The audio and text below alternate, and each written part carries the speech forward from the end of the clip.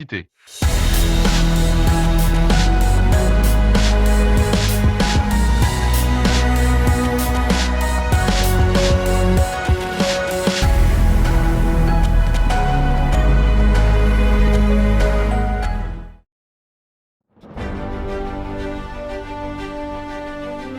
Araky ny sary sy afeo famantarana teo iny dia ny fandarana 20h15 indray no mandroso ao atokantranotsika tsirairay avy amin'ity androanytika dia atolorana ny arahabo mba hampiraritsosy sika rehetra naiza andrenesanao na ahitanao anay amin'izao fotoana izao na amin'ny alalan'ny fahitalavitra na amin'ny onjam-peo dia malavantsika rehetra any tokantrano any resaka ny ankehitriny izay tsika amin'ity androanyity efa eto ihany koa ny vahintsika andriamatoa ifarana randria tsara fara avy eo amin'ny antoko MFM miarabanao tonga soa ato anatin'ny fandarana. Ie dia miarabanao namana adia miaraban'ny teknisiana rehetra atao amin'ny fahitalavitra M24 miaraban'ny malagasy rehetra izay manaraka antsika misaotra ny émission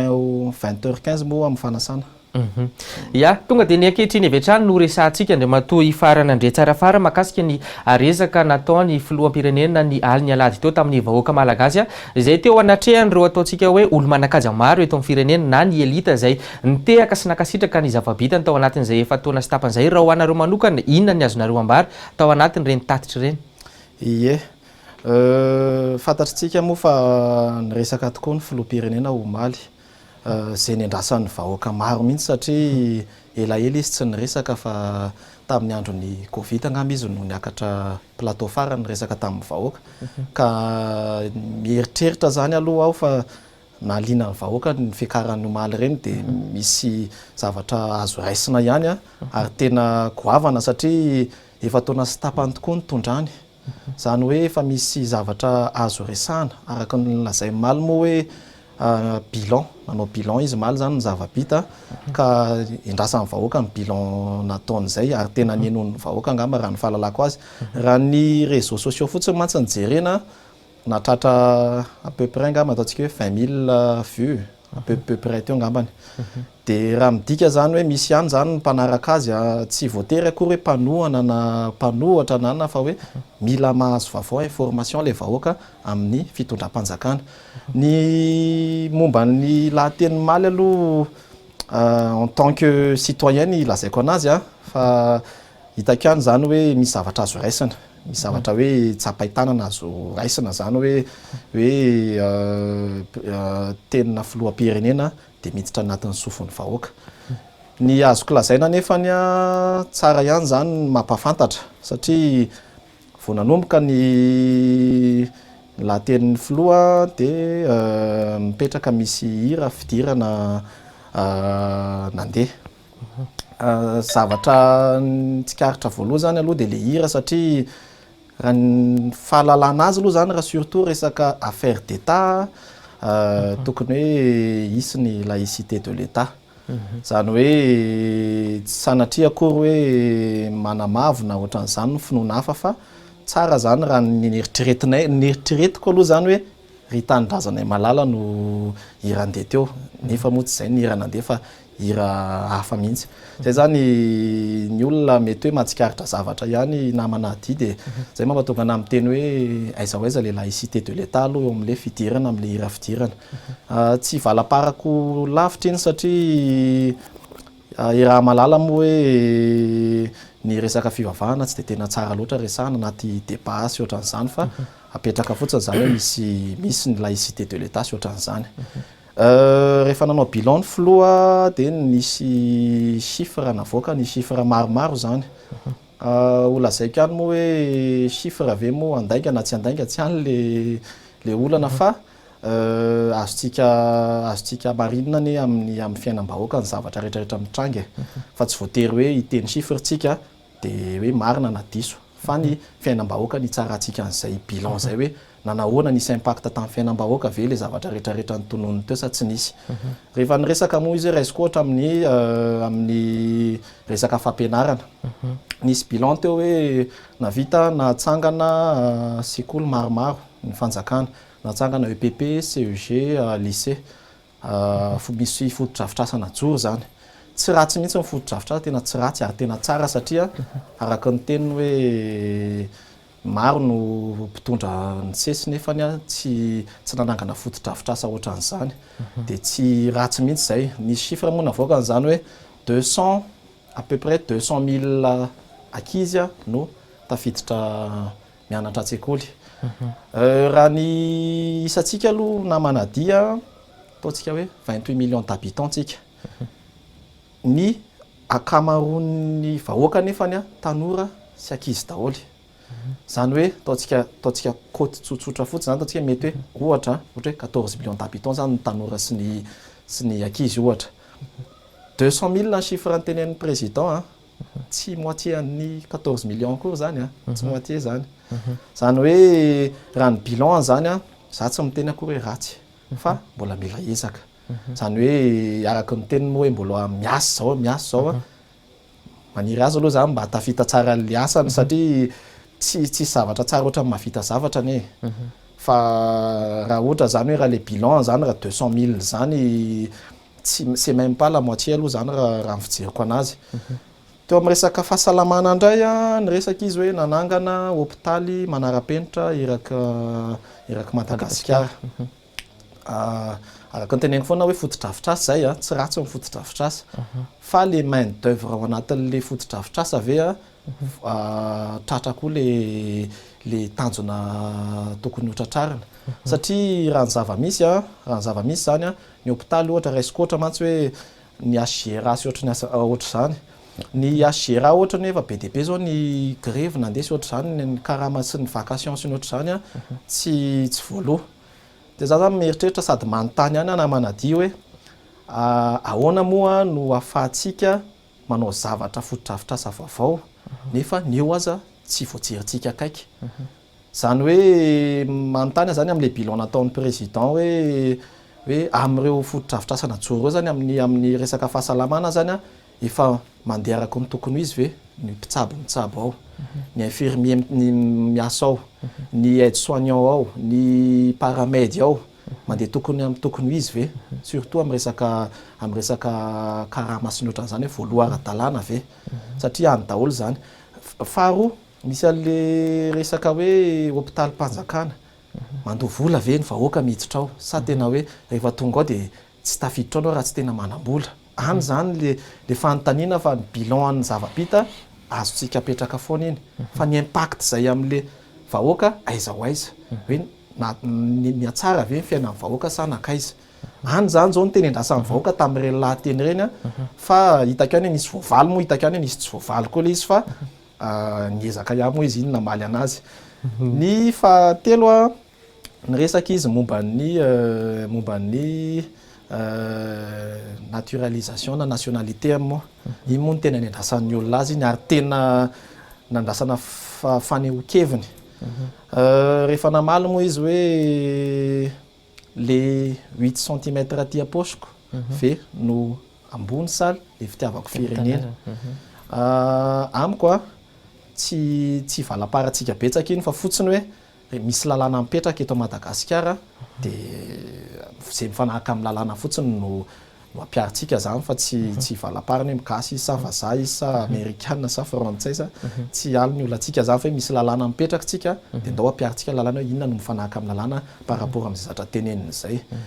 Dia ny farany momba ny neutralité an'ny état tsara petraka ihany misy ny article 39 ao anatin'ny lalàna hoe neutralité de l'administration civile, neutralité de l'armée, neutralité de l'état. Tsara ihany zany apetraka izay satria rehefa tonga amin'ny fanjakana ianao dia tokony hipetraka izay neutralité de l'état zay. Tiako tenenina zany hoe tokony tsy hitanila hiandanina hitanila ny olona rehefa tonga amin'ny fanjakana. Dia izay no antony zany hoe andao hajaina le neutralité rehefa misy affaire d'état ohatran'ireny dia tsisy hoe afaka hitsikera be sy ohatran'izany. Zay angamba namanadino azoko lazaina aloha momba ny fiakaran'ny filoha république tamin'ny Telemaly dia za moa tsy dia manana ambara betsaka amin'iny satria manahirana le miteny zavatra nefany mbola tsy tena petraka tsara koa le lahateny. Ia, raha araka ny fahitany pomba ny filoham-pirenena amin'izao fotoana izao sy ny olona nanatrika teny amin'ny lampam-panjakana iavoloha dia afa-po izy ireo ary tena hoe 100% fampanantenana natao dia tanteraka avokoa amin'izao fotoana izao natany amin'ny tontolon'ny angovo zany na taty amin'ny tontolon'ny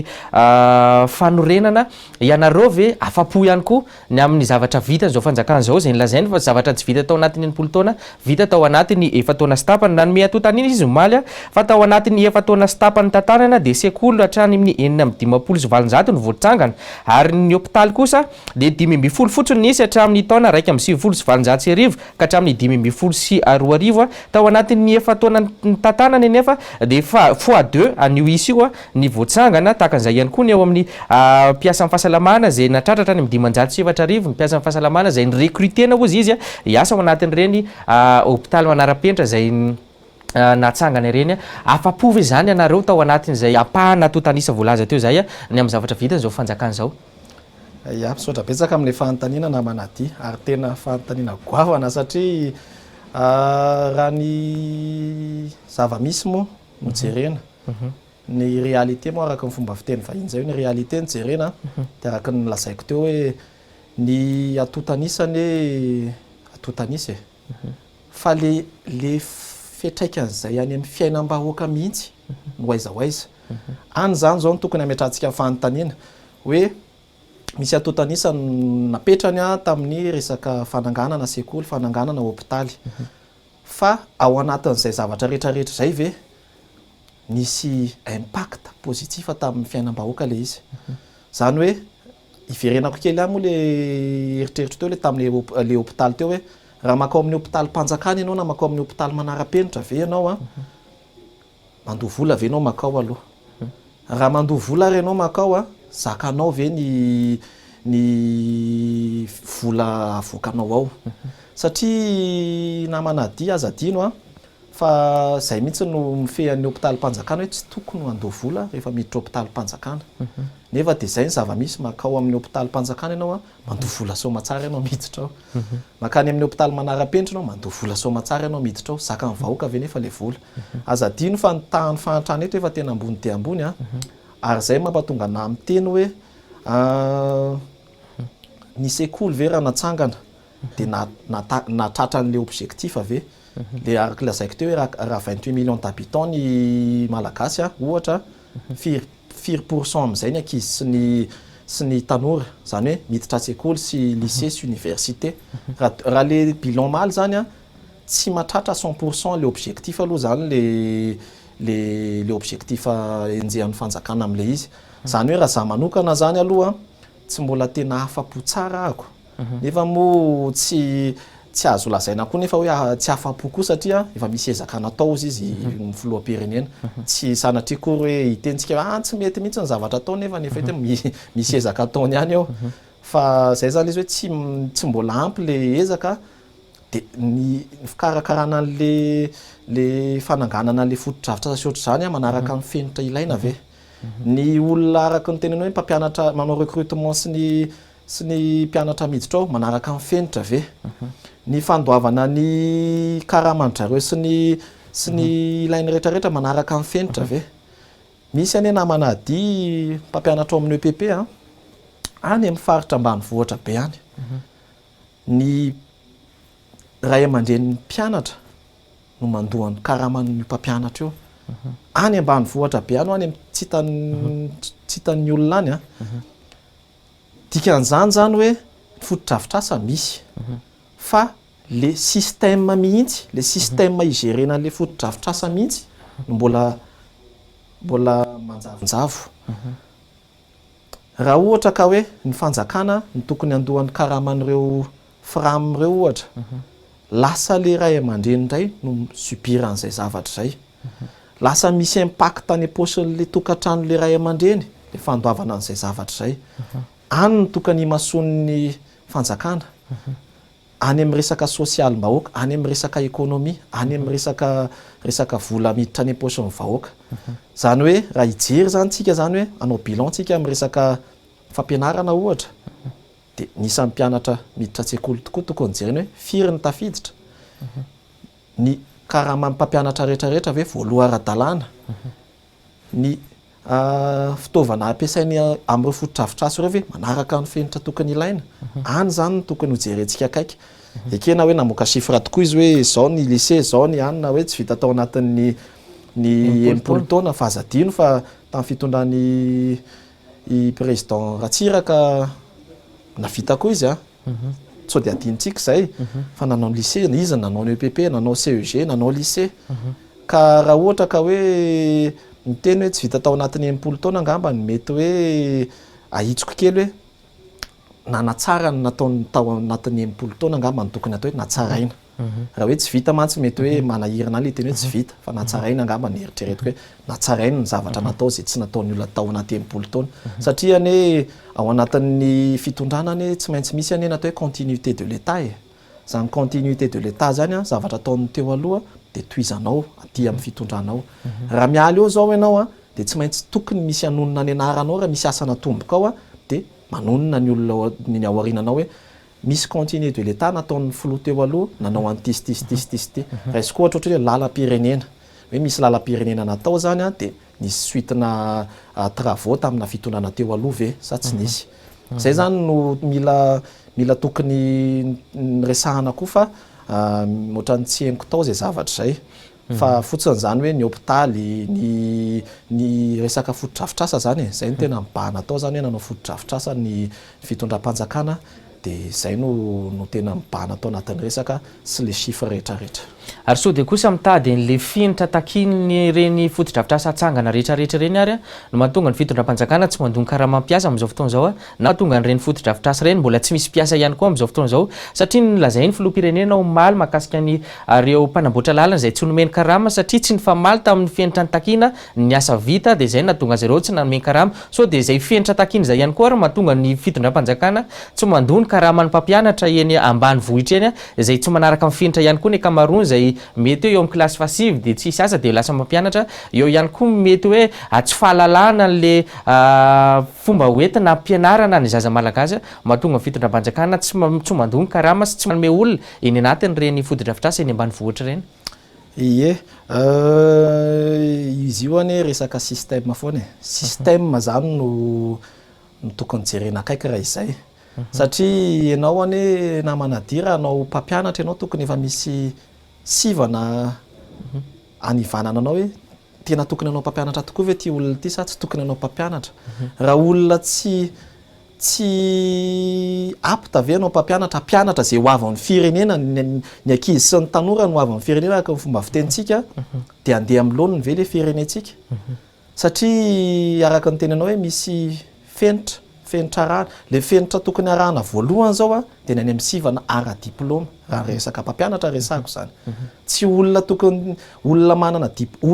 manana diplôma no tokony andeha ampianatra satria mampita fahaizana izy mampita ny fianarana izy mampita fampianarana izy zany hoe raha any ambanivohitra be any tokony efa misy fenitra tokony arahana any araka ny teninao teo moa hoe raha ohatra ny hoe zay fenitra zay tsy andoavana ny karama ny mpampianatra sy ny karama ny mpanao ny entretien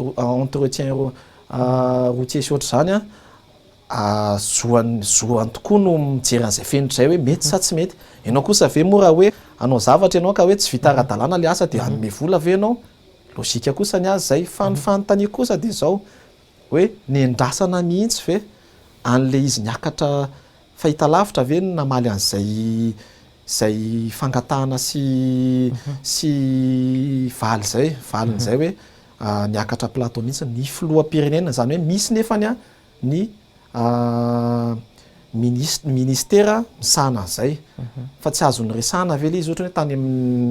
amin'ny fivorinana tany amin'ny conseiller ministériel na ohatran'izany fa fotsiny hoe ny fenitra zany ny olona rehetrarehetra ny manahaka amin'ny fenitra daholo rehefa manao zavatra araka ny teniny tamaly hoe raha nanao lalana de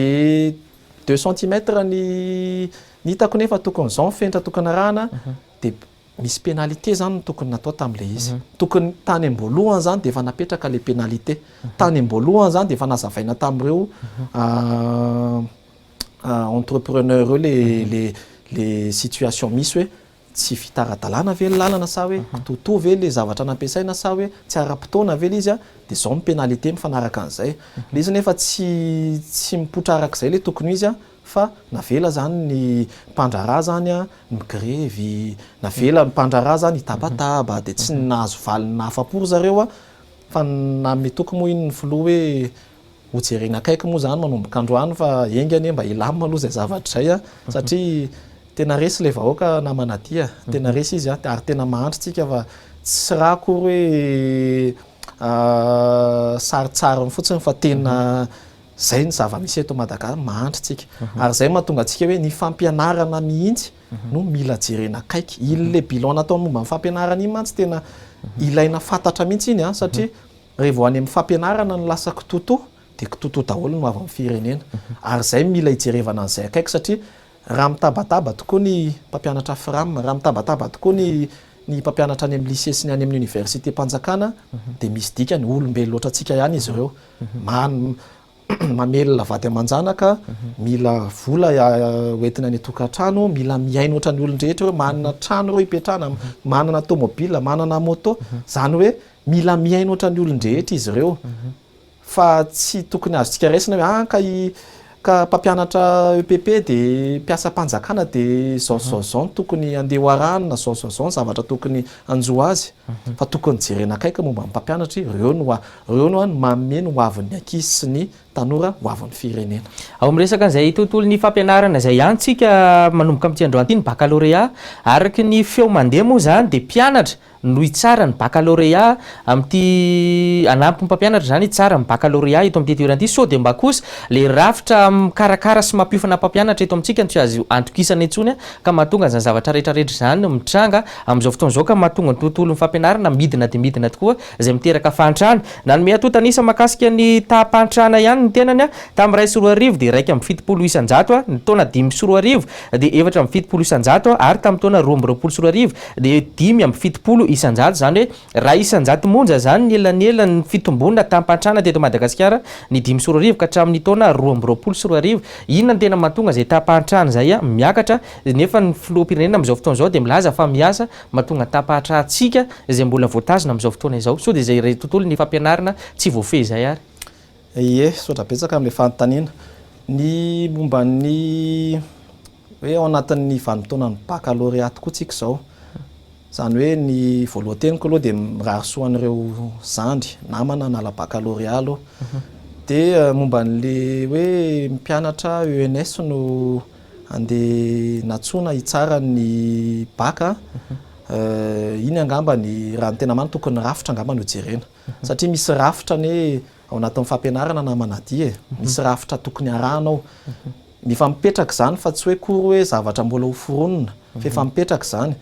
ny teny moa anao tao hoe sao dia le rafitra le ao mpampianatra mihitsy no misy olana zany indray angamba ny mpampianatra mihitsy no mila jerena hoe inona ny olana ao anaty zany ny CCS ny ohatran'izany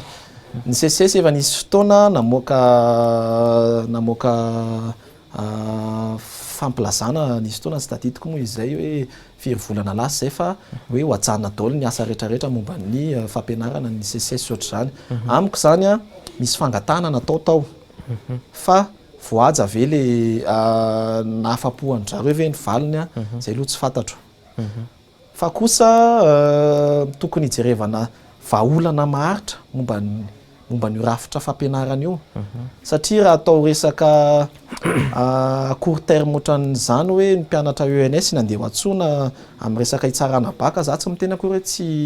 tsy capable amin'ny mpianatra ENS tsy zay ny tiako tenenina fa hoe manaraka le rafitra tokony atao ve zay zavatra zay any zany no tokony apetraka hoe ao anatin'le rafitra ve apta hitsara le baccalauréat ve mpianatra ENS na sa tsy apta manaraka ny lalàna mifehan'ny CCS ve zay zavatra sa tsy manaraka any zany no tokony apetraka le fanontaniana amiko manokana aloha araka ny teneniko teo foana hoe ny fampianarana no hoavin'ny firenena rehefa io no goragora na somary misy olana dia matetika mijojo foana ny fiainantsika malagasy ohatran'izany zao ny any ivelany namanadia efa nisy fotoana ny mpampianatra nitondra firenena tsy tadidiko moa zay hoe iza le firenena fa misy fotoana mpampianatra nitondra firenena any Allemagne raisiko ohatra fotsiny tamin'ny fitondrany I Angela Merkel azadino fa ny mpampianatra no anisan'ny be karama indrindra any Allemagne. Zany hoe manome lanjany zany ny firenena hafa hoe ny fampianarana no anisan'ny bazy amina fampandrosoana firenena. Rehefa fampianarana zany no atao tsinitsinina de lasa mitsinitsinina koa firenenao. De zay mampatonga anahy miteny hoe momba ny tahan'ny fahantrana misy idiran'ny fampianarana ane zany satria rehefa io ny foarany le olona mivoaka amina fianarana ve tsy mahay akory na hoe tsy manana diplôma akory na hoe tsy apta zany anao zavatra de namany tsy mampandroso firenena zany satria ny olona any ivelany ane teneniko anao na manadiva ny olona any ivelany ane aty amintsika raha maka olona manam-pahaizana misy natao hoe fuite de cerveau. Io fuite de cerveau io ny olona manam-pahaizana eto mba tsy hijanonana eto anasoavana ny firenena de alain'ny vahiny miasa any aminy any ivelany. Nefa ny zavatra ohatran'izany tena tokony tsara mihitsy jerena akaiko hoe raha misy olona manam-pahaizana eto tokony ataontsika izay tazomana azy eto anasoavana ny firenena ametrahana tsara ny hoe ty rangahy ty na ty ramatoa ty manam-pahaizana momba an'izao andao resahana izy ohatra de anaontsika ohatra ny anao zavatra projet miaraka aminy anasoavantsika ny firenena. Tsy izay nefa ny zava-misy de ny olona manam-pahaizana indray lasa ohatra ny hoe écarté na hoe tsy zotery écarté fa lasa na izy makany ivelany miasany na izy eto ihany fa tsy hitankaratra. Zay zany mampalahelo to amintsika satria de zay ny zava-misy hoe manam-pahaizana ny olona nefa tsy hitan'izao toa zay hoe manam-pahaizana ty olona ty. Ivadika amin'ny tontolon'ny fifidianana avy hatrany nga amintsika amin'izao fotoana izao aiza ny toko MFM amin'izao roa volana vitsivitsy alohan'ny atongavany fifidianana filoham-pirenena eto amin'ny tany Repoblika Madagasikara zao. Ie, ny atoko moa efa hatramin'izay no niasa. Ny asa natoko zany tsy miandry fifidianana fa ny asa natoko de miasa foana izy. Zany hoe hatrany amin'ny rafitra farany ambany, hatrany amin'ny fokotany zany io, hatrany amin'ny rafitra farany ambony. Ka raha hoe aiza ny atoko amin'ny fifidianana, ny atoko efa nivonona amin'izany foana ne. Efa manana an'le ray tapitrisa? Indray angambany mbola asitsika resaka iny satria misy antony daholo ny zavatra fa ny azoko lazaina fotsiny zany hoe ny fanontaniana mantsy de hoe aiza tokoa moa zany ny fifidianana, ahoana ny fanomanana ny fifidianana, any zao zany ny fanontaniana. Ny fifidianana rehefa tena jerena ne namanady raisitsika ohatra tamin'ny taona 2024 tamin'ny 2024 tsika 3 335 000 électeurs eto Antananarivo resaka io tamin'ny 2018. 2023 tsika nanao refonte ny CENI lasa nidina 3 45 000 électeurs. Zany hoe misy tamidina zany. Nefany i raha tsika malala fa de taux de natalité ohatra raha izy kosa taux de natalité misy olona teraka foana ohatra. Ao anatin'ny 5 taona nefany misy olona tonga taona koa isa taona nandritra 2018, 19, 20, 21, 22, 23. Zany hoe misy olona zany ampitaona afaka mifidy ao anatin'izay fotoana zay. Le isa nefany midina. Zany hoe rehefa midina le isa tsy matakatra le quota zany le fifidianana hoe 4% any mpifidy zany no recensé ao anatin'le fifidianana. Any zany zao tokony anontaniana hoe araka ny tokony izy tsara ve zany le fifidianana, voakarakara tokony izy tsara ve le fifidianana. Raisiko ohatra ny vola ampiasaina amin'ny fifidianana. Milaza ny CENI fa tamin'ny volana vitsivitsy zay hoe tsy manambola ny CENI karakarana ny fifidianana. Zany hoe zava-doza be zany hoe tsy manambola karakarana ny fifidianana. Ny taty aoriana zany rehefa hoe nahazo vola ny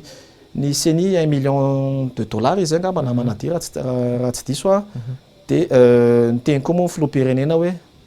ananana le vola ikarakarana ny fifidianana. Arabasoa arabatsara raha manana ny vola tokoa tsika satria raha ny vavao mandeha zany de hoe tsy ampy ny enti manana eo ampelantanan'ny fanjakana sy ny CENI anatanterahana ny fifidianana. Maly nefany lahaten'ny filoha de hoe manana an'le 80 milliards d'ariary ny fanjakana ikarakarana le fifidianana. Raha manana an'le vola tokoa nefa ny fanjakana, maninontsika mbola mangatabola amin'ny basket fund. Zany mila apetraka foana zany zay hoe raha ampy tokoa ny ampelantanana maninona ny mbola maka fanampiana amin'ny afitsika any zany zao ny anankiray. Ny faharoa rehefa tena ny zoivina le fanatanterahana fividianana de hita fa be dia be mbola lesoka ao anatin'le fividianana. Zay ny antony mahatonga anay hoe andao aloha iresaka, andao aloha ifampira. Ny anay mantsy na manadidy hoe teny irana no mampilamina firenena fa tsy hoe mampilamina ny mpanao politika, mampilamina firenena. Tsisy zavatra, tsisy olona mahavita teny zany satria raha mahavita tena ny olona tsy nila ministra ny filoha, raha navita tena ny olona tsy ny premier ministra ny filoha, fa kosa ny firenena dia any malagasy io fa tsy ana olon-tokana na ana fanjakana rery na ana toky rery fa ny malagasy. Zany hoe mila fampiresaka zany aloha. Eo zany mila petraka izay. Rehefa mifampiresaka ianao de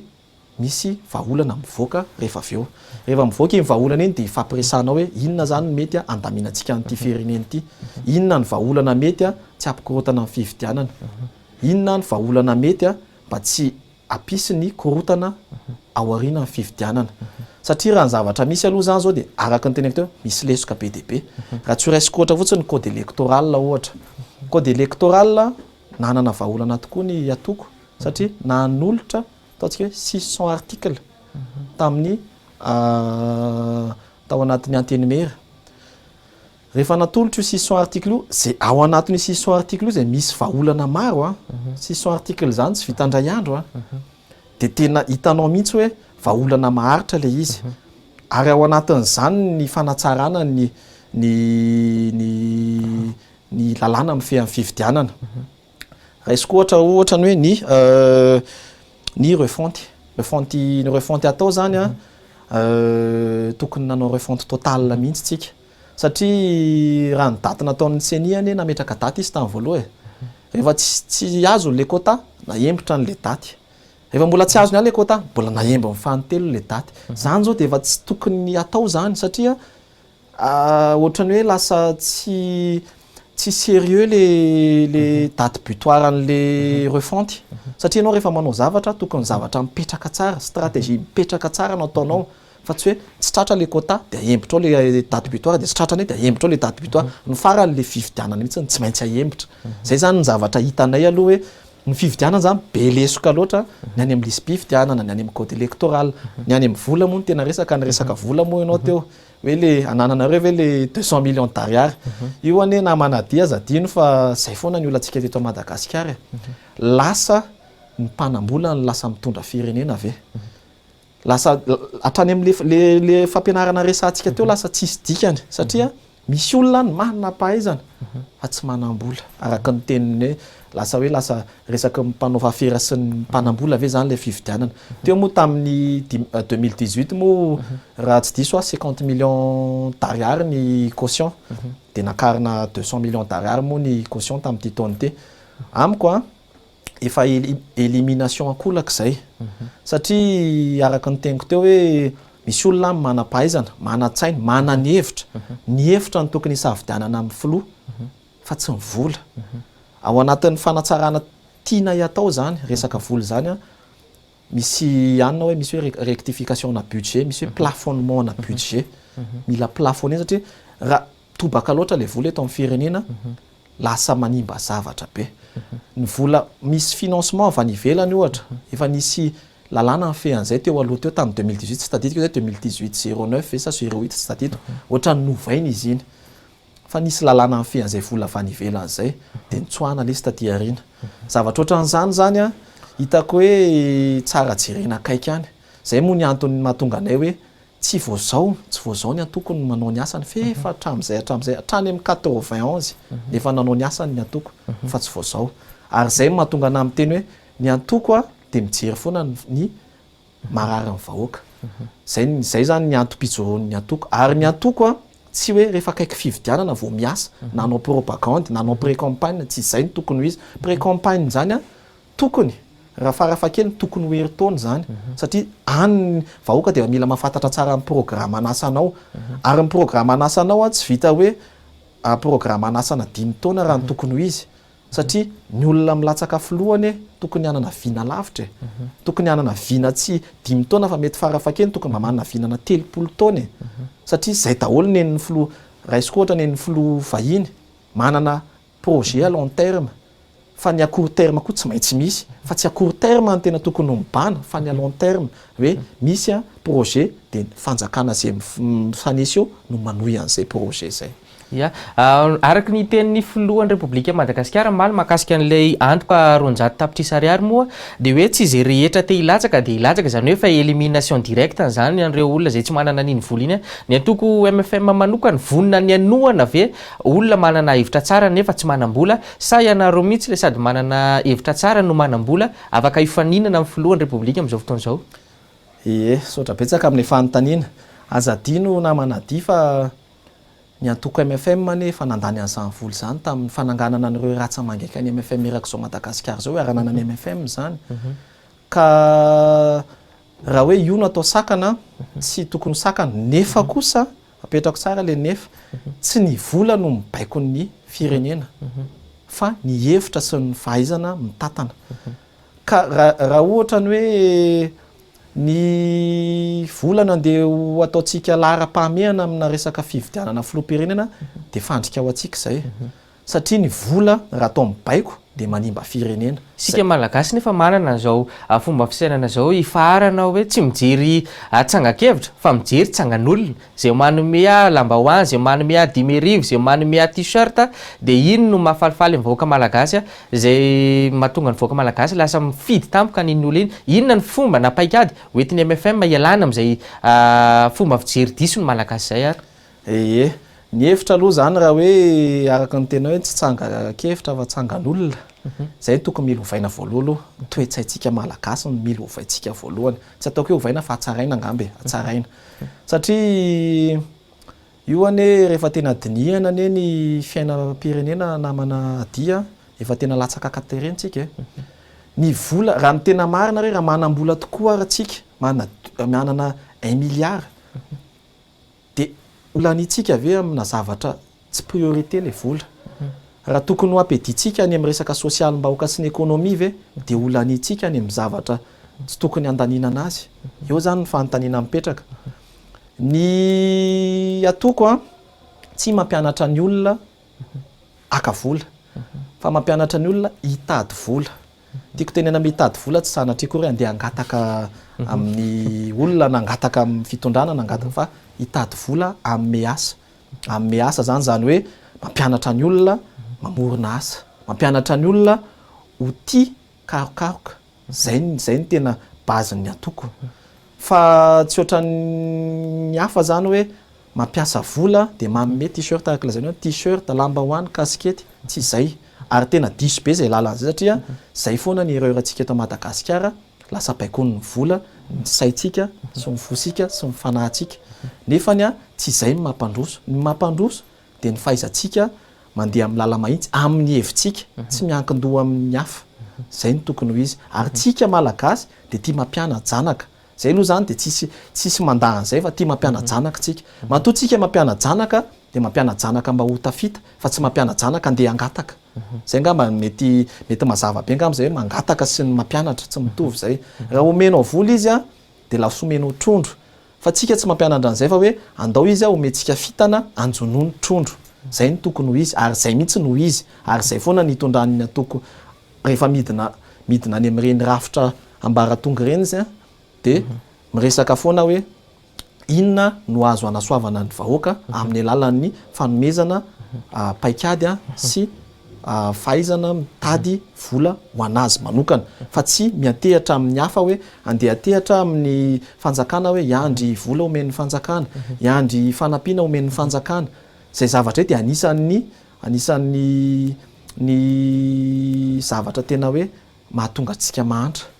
ny resaka moa ny filoha maly hoe maninona no 1 euro égale 5,000 ariary hoe raha ohatra ka ratsy fitantanana ozy izy ny fanjakana efa tafiakatra 10,000 ariary eo amiko nefany tsara fitantanana indrindra dia fanajana ny rafitra sy ny système rehetrarehetra misy. Rehefa voajanao io, rehefa mipetraka tsara ny diplomatie sy ny fifandraisanao a, na ny sandam-bola midiny euro io a, na io a stable. Fa matoa izy miakatra, misy lesoka zany ao anatin'le système igerentsika an'le volantsika. Zay angamba ny tena hitako hoe goavana indrindra. Ny vola zany a ekena hoe fomba fiteny malagasy hoe vola ny ozatry ny fiainana. Fa azo raisina koa hoe tsika ne azo ataony atao hoe tsy ny vola no mitady atsika fa tsy tsika no mitady vola fa ny vola no mitady atsika. Rehefa tsara ny hevitrao tonga ho azy eo ny vola. Fa ny atsika tsy zay rehefa tonga amin'ny fividianana fa rehefa manam-bola ianao dia mivoaka le hevitra. Zay foana zany matetika ny zava-misy eto. Ny atoko MFM tsy tsangan'olona fa tsangakevitra. Ary zay mahatonga ny MFM foana zany miteny hoe ny vola zany a tokony tsy atao sakana, nefa kosa tsy atao système élimination ana candidat. Amin'izao zava-misy ankehitriny zao ny atoko MFM manohana ny fividianana ny siny sa manohana ny tetezamita ary? Ny atoko MFM sady tsy manohana tetezamita, tsy miditra tetezamita zany. Ny fividianana iny a finalité ny zavatra rehetra tsy maintsy fividianana foana. Zany hoe tsy maintsy mila fividianana tsika. Fa ny anatanterahana azy a aiza ho aiza. Any zany zao no fanontaniana. Ny fividianana tsy maintsy misy. Nefa kosa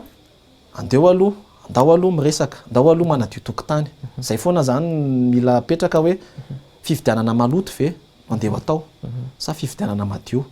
Ny olona rehetrarehetra ny vahoaka efa reraka, efa resy, efa tsy mila korotana, tsy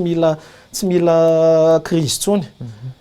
Ka dikan'izay tsy mila tetezamita aloha tsika zany satria ny antony dia zao tetezamita manimba zavatra be. Misy kosa nefany a ny rafitra anankiray izay ny volavolaina malagasy, volavolaina malagasy teto atoerana sy tany ampitan-dranomasina izay mitady ravinahitra any ampitan-dranomasina namola volana atao hoe génie. Io génie hoe na hoe gouvernement d'entente nationale intermédiaire pour les institutions pour une élection stable, sécurisée et sincère. Izy io a dia rafitra ray. Misy miteny moa hoe tetezamita le izy. Dia azoko disoina kely izy satria na ahitsoko kely zany satria ny tetezamita tompoko dia mandrava rafitra. Zany hoe ravanao daholo ny rafitra rehetrarehetra misy amina rafitra fitantanana dia mametraka olona ianao. Zay ny atao hoe tetezamita. Ny génie tsy manao an'izay. Ny génie manaja ny rafitra rehetrarehetra mipetraka. Atsain'ny génie daholo zay. Ary rehefa mipetraka ny génie manatsara rafitra ara no ataony. Zany hoe mametraka tsara le système tena tokony ho izy eo amin'io rafitra io. Raha ohatra ka miteny ny olona hoe ka nareo mitady seza, ny ao amin'ny génie tsy mitady seza, tsy fitadiavana seza satria raisiko ohatra fotsiny. Ny olona izay miditra ao amin'ny génie dia tsy mahazo milatsaka filoham-pirenena, tsy mahazo milatsaka député. Efa système élimination zany, tsy fitadiavana seza zany amiko. Ka raha ohatra ka hoe miteny hoe seza no ilain'ny génie dia mety diso ngamba fijery olona satria anatsara le fividianana zay ho atao nataon'ny génie. Tsy adino koa nefa ny aza adino satria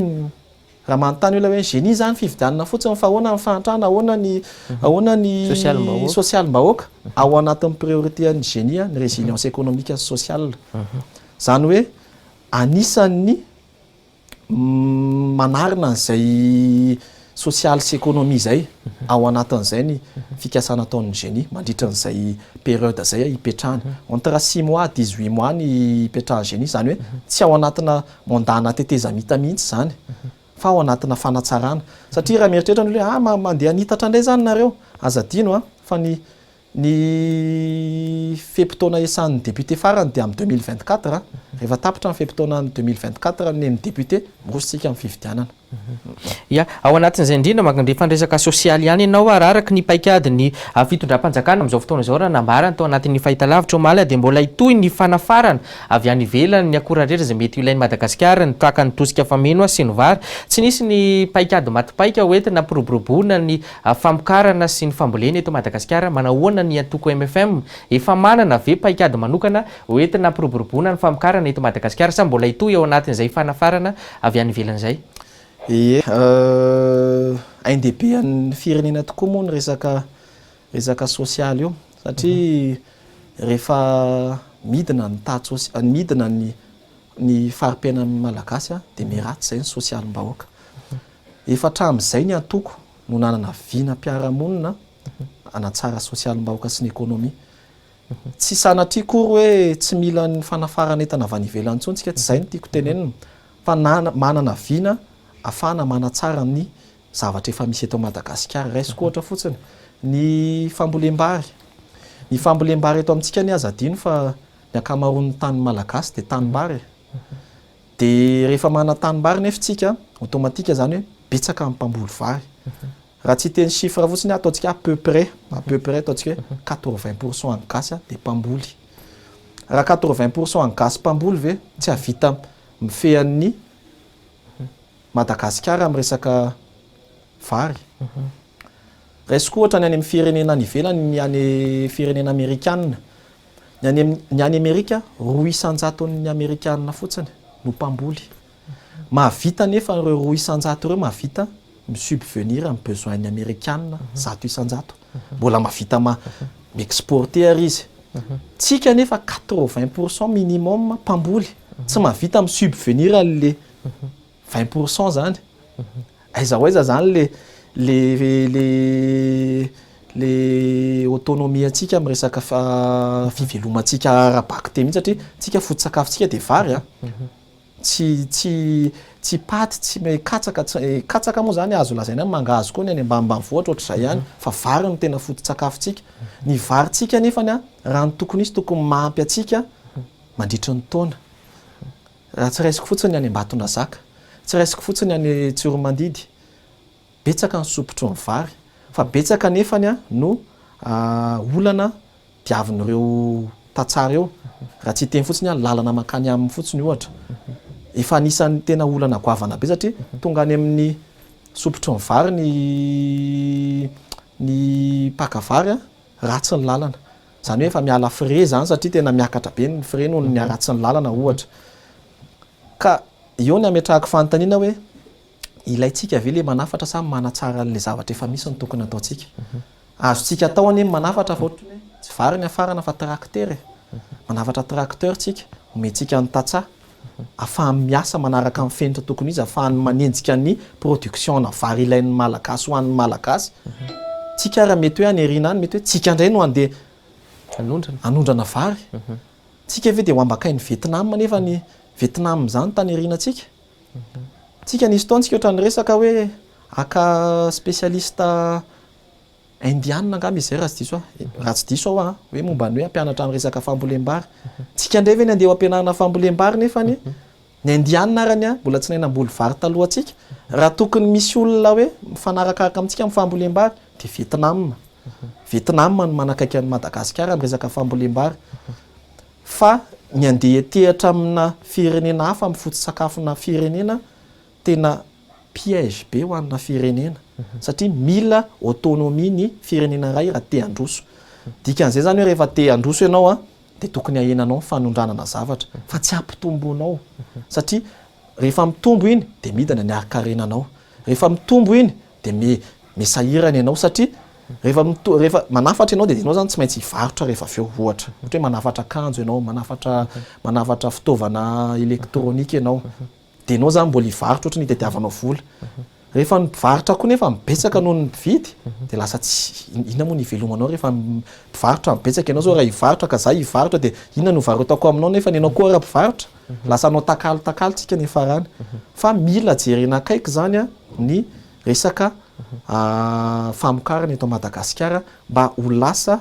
autonome tsara Madagasikara amin'izay zavatra izay. Araka ny voalazanao teo efa manana vina, rehefa nanana vina hatramin'izay ny toko MFM amin'ny fampiroboroboana ny famokarana sy ny fambolena eto Madagasikara. Fanontaniako mipetraka foana amin'ny vahiny rehefa tahaka an'izao, inona ny nanankanareo tsy nanao an'izay hatramin'izay ary mba ahafahana namsanana ny 20 isan-jato fotsiny ary? Ie, misaotra betsaka amin'ny fanontaniana ary tena fanontaniana tena manitikitika ny olona tokoa zany, satria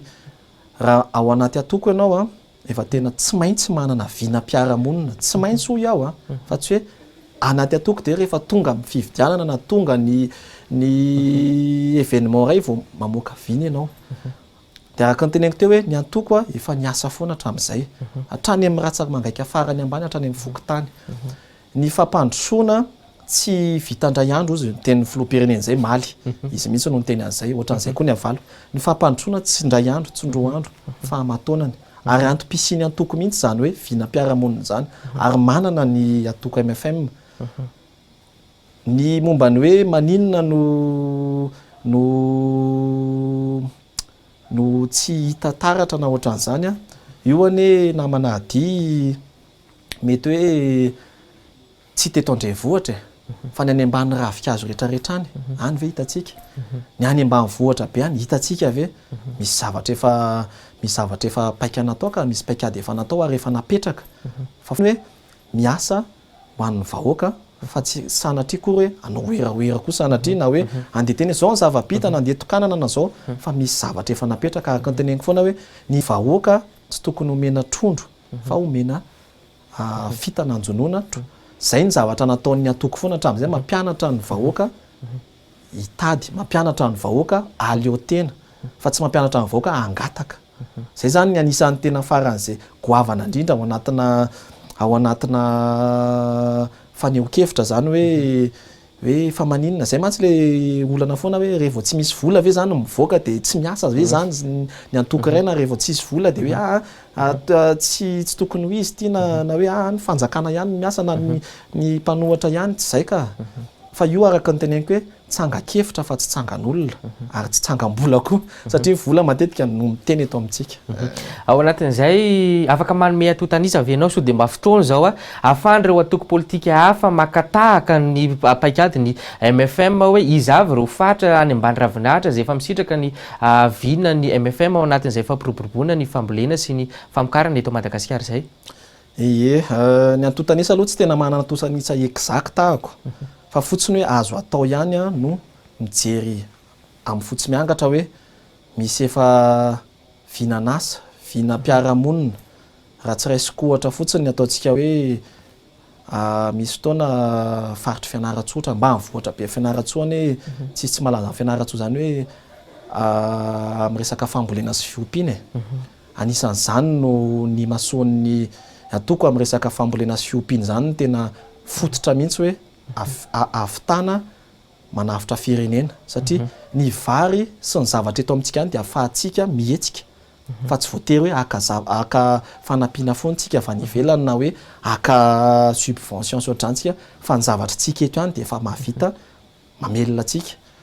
raha ohatran'izany koa raisiko ohatra ny any amin'ny faritra iva sy ny ohatran'izany efa nampianarina an'ireo faritra iva ireo misy fampianarana natao na formation sy ohatran'izany mampianatra ny olona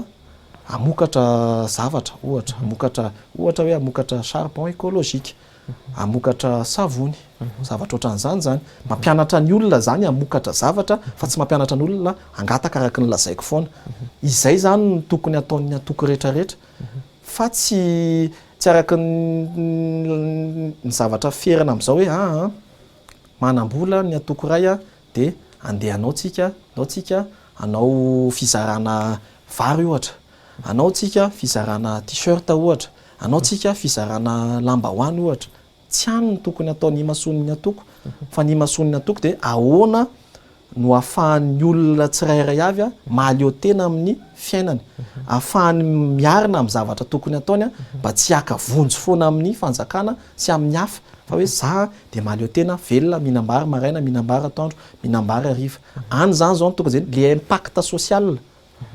no tokany apetraka tsara hoe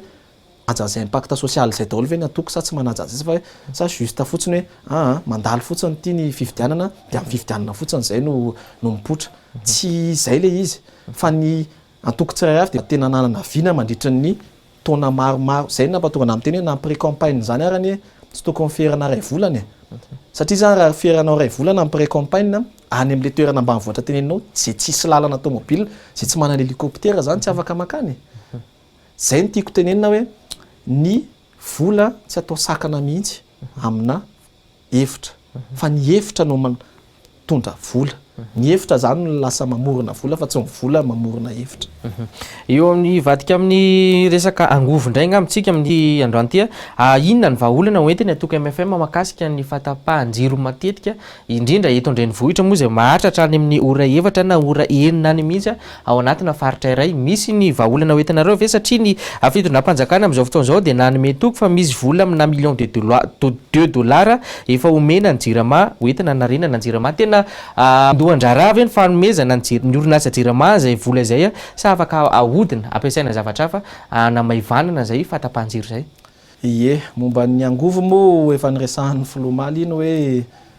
efa manana vola ny fanjakana narenana ny jirama. Ny fahamarina sy tsy fahamarina aloha tsy fantatro fa fotsiny hoe raha manana fikasana zany anarana ny jirama izy arapasoa arapatsara na ny maly arane raha nijery fahita lavitra ny olona ne nanomboka ny amin'ny valo alina efa misy tapaka jiro misy mikaikaika mihitsy hita ao amin'ny réseau hoe tapaka ny jiro aty ananina tapaka ny aty eny atenatena nanao mijery misy tapaka jiro misy olona zany tsy nahita an'izay lahatenin'ny filoha zay noho ny fatapahan-jiro zany hoe mila mijery zany vahaolana maharitra tokoa momba ny resaka jiro eto amintsika. Ny azoko lazaina fotsiny angamba dia ny hoe misy rafitra fotsiny mifehan'ny jirama. Misy rafitra zany efa mitady paikady angamba narenana an'io jirama io sy ny fatambahan-jiro sy ohatran'izany ka ny mety angamba ny namanady dia ministre ny angovo ny tokony antanitsika hoe aiza le paikady any zany zao aloha ny tokony tena antany satria nanome toko tokoa ny filoha fa afaka 3 semaines dia tsy hisy tsony ny délestage. Tamin'ny ataontsika tamin'ny fampelezan-kevitra nanome izy 3 volana angamba raha tsy diso ahako sa 4 bolana ohatrohatran'izay efa taona sy tapany taty aoriana nefany io izy io zao manome 3 semaines indray. Eo moa tsika mahita anazy hoe manahoana tsy hisy tokoa ve ny délestage 3 semaines zany na manadira amin'ny asa mandraraha zany goavambe zany 3 semaines zany anaty 3 semaines zany mbola iainana izao fatapahan-jiro goavan'izao be dia be ny olona fahity be dia be ny olona very vola mpandraraha sy ohatr'izany amin'ny fatapahan-jiro. Amin'ireny moa zany jerena fotsiny moa hoe ianao ary moa hijery lahatenin'ny filoham-pirenena tapaka ny jironao zavatra mampalahelo nefany tokony hitadiavana vahaolana. Ny antoko moa efa nahita vahaolana ny zavatra ohatran'izany moa anaty vinam-piarahamonina foana ary mipetraka foana zay ary efa napetrapetraka le izy fa tsara ihany hoe zany hoe zay foana nyteneniko hoe ny efitra ne no mitondra vola fa tsy ny vola ho no mitondra efitra. Rehefa tonga eo le efitra dia arahantsika iny, rehefa ohatra ka tonga eo ny vola dia arahantsika koa ny vola. Tsisy olona tsy mila vola nefany rehefa ny vola no baiko anao dia lasa makany amin'ny lalana tsy tokony ho izy ianao rehefa baikony ny vola. Atao anatin'izay ihany koa dia nanambara ny filoham-pirenena fa ny district rehetra manerana Madagasikara dia tsy maintsy ametrahana ny parc solaire ahafahana manena izay fatapahan-jiro matetika eto Madagasikara izay aminareo tena vaindohan-draharaha ve izay parc solaire izay efa izy milaza fa manam-bola amahana ny olona ny jirama. Ie, nilaza tokoa moa izy hoe metraka parc solaire isaky ny faritra. Azadino fa araka ny teniko teo misy foana ny continuité de l'état. Ny fitondrana teo aloha ve efa nametraka an'izay parc solaire zay koa. Ny fitondrana teo aloha sy ny tao alohany ve efa nanome projet momba ny énergie. Ny énergie ane tsy solaire fotsiny misy ny énergie hydraulique, misy ny solaire, misy ny énergie fossile. Azontsika hitadiavana solution daholo zany à partir an'izay énergie zay. Ny teny moa ny filomaly hoe projet sahofika. Io projet io ne efa ela no efa najoro ary anisan'izany ny atoko maro efa nievokean'izy io foana. Fotsiny hoe tanteraka ve le projet sa tsy tanteraka, teraka ve le projet sa tsy teraka, any zany zao ny fanontaniana. Tena izy hoe ametraka zany hoe mbola ho avy zany fa tsy efa mipetraka mbola ho avy. Raha ao anatin'izao fotoana foy izao ve no tafapetraka ara-dalàna ve le izy, amahany olana jirama ve le izy. Raha ohatra ka hoe raha 100 isan-jato ny ponina ohatra hoe tapaka jiro, 4 isan-jato ny tsy fatapahan-jiro no hoetin'le parc solaire, 4 isan-jato ny tsy fatapahan-jiro no hoetin'le projet sahofika, 4 isan-jato ny tsy fatapahan-jiro no hoetin'le barrage hydraulique zay ataony zareo. Zay zany tokony apetraka ao satria io aneo araka lazaiko foana ny atotanisa foana e fa ny atotanisa nijerevana azy ny atotanisa de ny vahoaka tena midiny fotoana voaka anao mijery hoe nanahoana le fatapahan-jiro hoe afaka sa tsy afaka any zany no tokony ametrahantsika fanontaniana ka noho izany a raha manana projet izy hoe anao resaka parc solaire ka mahava olana inona moa ny olana fa taterahana ve le sa tsy ho taterahana any zany zao mifantany ho taterahana sa tsy ho taterahana ny resaka énergie azontsika atao tsara ny manatanteraka énergie afaka ohatran'ny solaire tsika lasa loatra lasa any amin'ny solaire sy ny hydraulique ny tena miompana fa misy any énergie fossile koa e misy ny ataontsika hoe azo avy amin'ny charbon ohatra amin'ny chaleur sy ohatran'izany misy any ny tanàna Sakoa manana charbon afaka ampiasaina e zavatra ohatran'izany zany io ranomasina io azo ampiasaina ane io anaovana énergie ya maraparanantsika satria ny fotoana koa de mandeha efa natsidika ihany misy teo am-piandohana mahakasika naturalisation ny filoham-pirenena amin'izao fotoana izao misy ny vina ny fitondrana amin'izao fotoana izao anova ny lalam-panorenana mahakasika ity naturalisation ity na ny fizakana zao pirenena hafa ity amin'ny atoko MFM manokana manahoana fahitanareo an'izay ny momba ny fizakana zao pirenena filoha iny moa efa entsika tamin'ny lahateny nomaly hoe na naturalisation na tsy naturalisation tsy manala ny raha mamalagasy anazy zay marina le hoe malagasy andry nirina rajoelona ve moa anarana vazaha tsy anarana vazaha zany fa ngamby ino apetrako amin'ny resaka lalàna angamba satria misy lalàna amin'ny feto amintsika lalam-panorenana tsy ohatran'izany de rehefa misy ny lalàna de ampiarina fotsiny lalàna hoe mifanaraka amin'izay ve le zavatra sa tsy mifanaraka raha ohatra mantsy hoe iresaka fotsiny hoe naturalisation ny fizakana zo mantsy araka ny ohatra nomeny maly hoe ohatra ny hoe Barack Obama azadino fa tamin'ny lahateny Barack Obama araka ny faneho-kevitry namana ray mpanao politika zay ary ny verifiena tokoa izy miverifieko tokoa izy hoe marina sa tsy marina i Barack Obama raha ny ohatra nataon'ny filomaly de originaire de Kenya origine zany fa nationalité américaine zany hoe ny origine sy ny nationalité zany tsy mitovy ianao raha ohatra ka hoe teraka ianao ohatra ny hoe teraka tia Madagasikara ianao fa lasa ianao mandeha makany an-dafy de maka nationalité zany ianao any an-dafy fa de tsy malagasy ianao zany afaka milatsaka filoham-pirenena ny vahiny ianao zany zay ny ohatra nomen'ny filoha hoe Barack Obama Kenyan origine ny Barack Obama de Kenya tokoa fa ny nationalité de tsisy afa-tsy ny américaine ary ao anatin'ny lalàna koa zany hoe ny américaine ny afaka milatsaka filoham-pirenena naka ohatra ray koa moa izy tamin'ny ny namana Nelson Mandela Afrika Atsimo moa izy io hoe manana nationalité efatra izy rehefa nijerena tokoa ny lalàna mifehan'ny ao Afrika Atsimo tsy misy lalàna mihitsy ao mandrara tsy fananana nationalité maro ao Afrika Atsimo ka normal zany izy raha ohatra hoe manana nationalité izy tsy olan'izay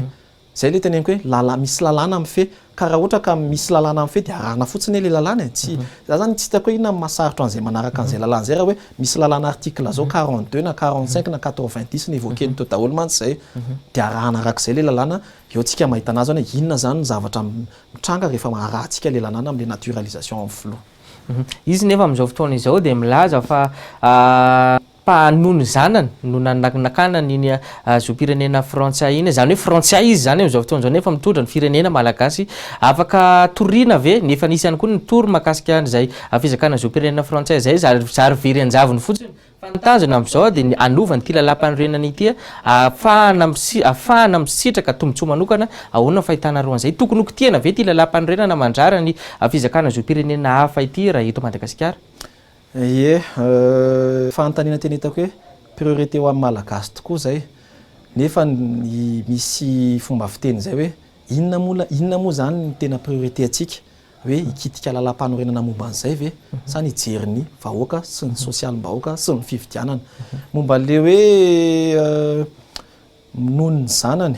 iza moa namana diny tsy tia zanaka tia zanaka daholo any antsika ray aman-dreny adala matoa tsy tia zanaka fa tia zanaka daholo tsika fa fotsiny hoe afaka atao any raha mianatra any ivelany ny zanaka ao afaka atao any mitaratasy momba ny fampianarana ny afaka renovelena isa-taona zany hoe tsy sakana mihitsy zany raha hoe momba ny fianarany zanaka ao no ilainao fa afaka ataonao ny renouveler raha ohatra ka mianatra tsara le ankizy alohan'ny elana eto Madagasikara dia efa misy taratasy manamarina hoe hianatra ny ivelany ty zasy ty na ty ankizy ty